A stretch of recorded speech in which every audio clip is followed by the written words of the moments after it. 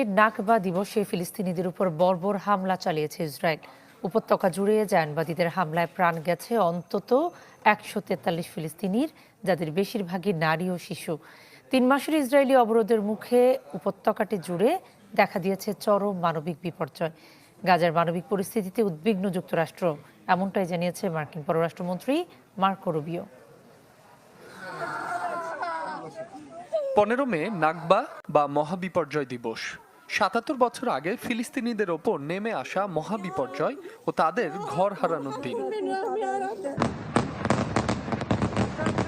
ঐতিহাসিক সেই নাকবা দিবসে ফিলিস্তিনিদের ওপর বর্বর হামলা চালায় ইসরায়েলি বাহিনী। স্থানীয় সময় বৃহস্পতিবার গাজা উপত্যকা জুড়ে চালানো নির্বিচার হামলায় প্রাণ হারান ১৪০ জনের বেশি ফিলিস্তিনি। নিহতদের বেশিরভাগই নারী ও শিশু। গাজার উত্তরাঞ্চলে জাবালিয়া শরণার্থী শিবিরের আল তাওবা ক্লিনিকে হামলা চালায় জায়নবাদীরা। এতে প্রাণ যায় ১৫ জনের, যার মধ্যে ১৩ জনই শিশু। দক্ষিণ গাজার খান ইউনিসেও চালানো হয় হামলা। বাদ যায়নি আবাসিক ভবনও।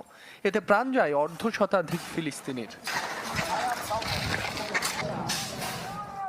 ৩ মাসের ইসরায়েলি অবরোধের মুখে উপত্যকাটি জুড়ে দেখা দিয়েছে চরম মানবিক বিপর্যয়। তীব্র খাদ্য সংকটে ভুগছে গাজাবাসী, রয়েছে বিশুদ্ধ পানি ও ওষুধের সংকট। লাগাতার ইসরায়েলি হামলার জেরে গাজা জুড়ে ৩টি হাসপাতালের কার্যক্রম সাময়িক বন্ধ হয়ে গেছে। গাজার মানবিক পরিস্থিতিতে উদ্বিগ্ন যুক্তরাষ্ট্র, এমনটাই জানিয়েছেন মার্কিন পররাষ্ট্রমন্ত্রী মার্কো রুবিও। আমরা গাজার মানবিক পরিস্থিতি নিয়ে উদ্বিগ্ন। গাজার মানুষ হামাসের অধীনে যেভাবে জীবনযাপন করছে, এর চেয়ে ভালো ভবিষ্যৎ তাদের প্রাপ্য। ইসরায়েলের প্রধানমন্ত্রীর সাথে কথা বলেছি।